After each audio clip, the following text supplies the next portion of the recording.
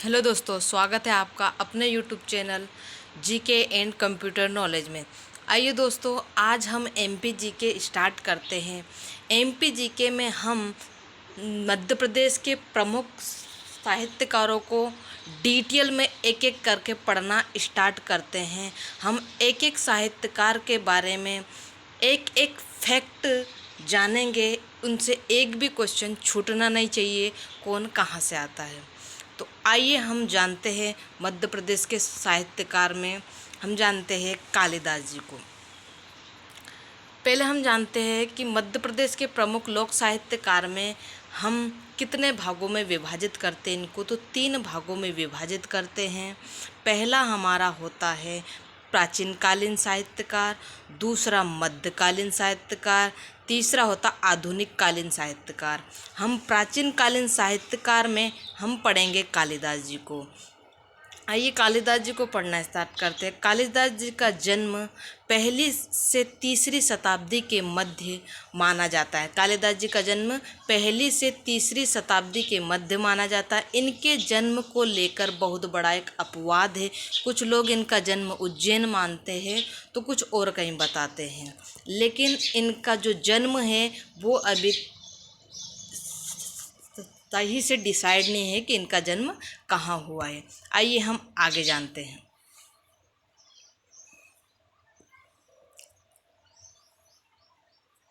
दूसरा हम पढ़ते कालिदास जी के बारे में। कालिदास जी ने अपने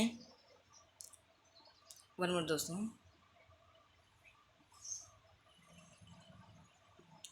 हम दूसरा पढ़ते कालिदास जी ने अपने खंडकाव्यों में मेघदूत में उज्जैन शहर का वर्णन किया है। कालिदास जी ने एक खंडकाव्य लिखा है मेघदूत, जिसमें उन्होंने उज्जैन शहर का वर्णन किया है। उज्जैन शहर से इस परिप्रेक्ष्य में चंद्रगुप्त विक्रमादित्य, जिसे हम विक्रमादित्य कहते हैं, रियल नाम चंद्रगुप्त है, के दरबार में 9 रत्नों में शामिल थे। कौन? कालिदास जी। अब हम आगे बढ़ते और देखते हैं कि कालिदास जी को महाकवि की संज्ञा विक्रमादित्य ने दी थी, जो कि उज्जैन के राजा थे। फिर आइए हम जानते हैं कालिदास जी का बचपन का नाम।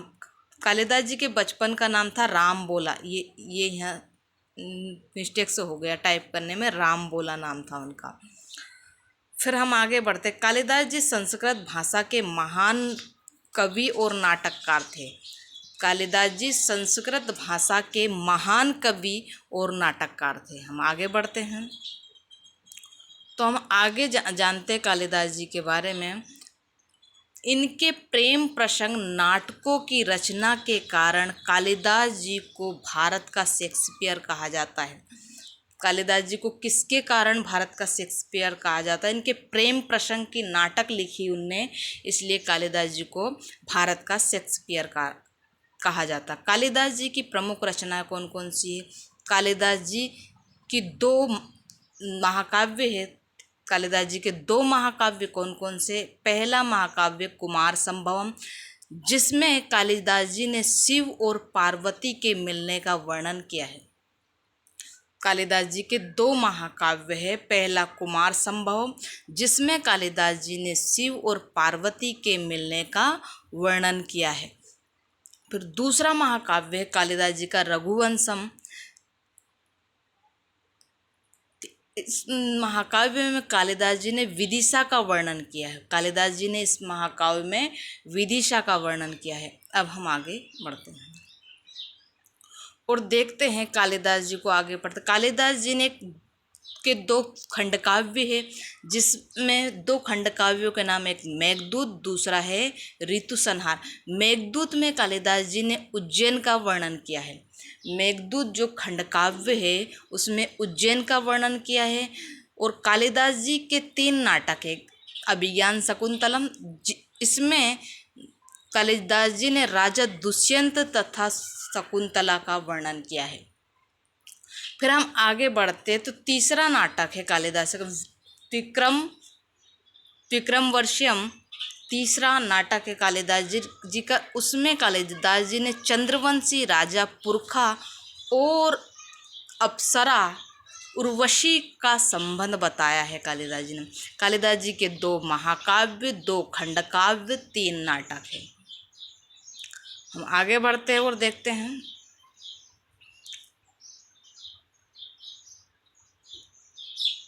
कालिदास जी ने मालविका अग्निमित्रम, यह प्रसिद्ध नाटक शुंग वंश के राजा पुष्यमित्र शुंग के पुत्र अग्निमित्र शुंग और राजकुमारी मालविका का प्रेम वर्णन किया है। मालविका अग्निमित्रम जो तीसरा नाटक है उसमें उन्होंने, यह प्रसिद्ध नाटक है, इसमें उन्होंने शुंग वंश के राजा पुष्यमित्र शुंग के बेटे अग्निमित्र शुंग का वर्णन किया है और मालविका का, जो उनकी प्रेमिका थी। हम आगे देखते हैं अन्य तथ्य में कालिदास समारोह कब मनाया जाता है? 1958 में मनाया जाता है। कालिदास समारोह के बाद कालिदास अकादमी कहाँ है? तो ये उज्जैन में है और 1978 से स्थापना की गई है इस कालिदास अकादमी की।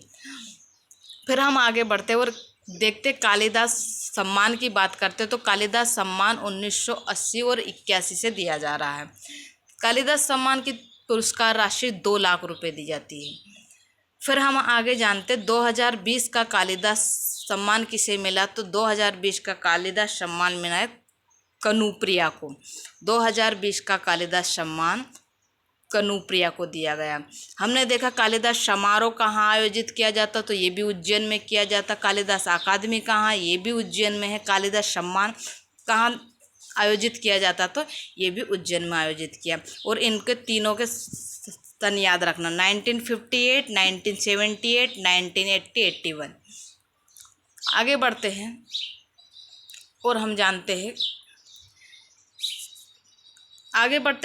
कि संस्कृत विश्वविद्यालय भी उज्जैन में है, जिसे अब नाम बदलकर महर्षि पाणिनि वैदिक विश्वविद्यालय कर दिया है।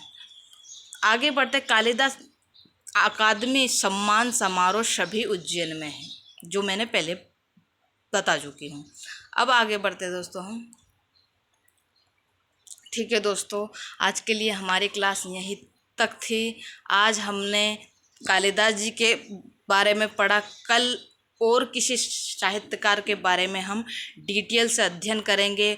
तो हमारे चैनल को लाइक, शेयर, सब्सक्राइब जरूर करें तथा एक कमेंट करके ज़रूर बताएं।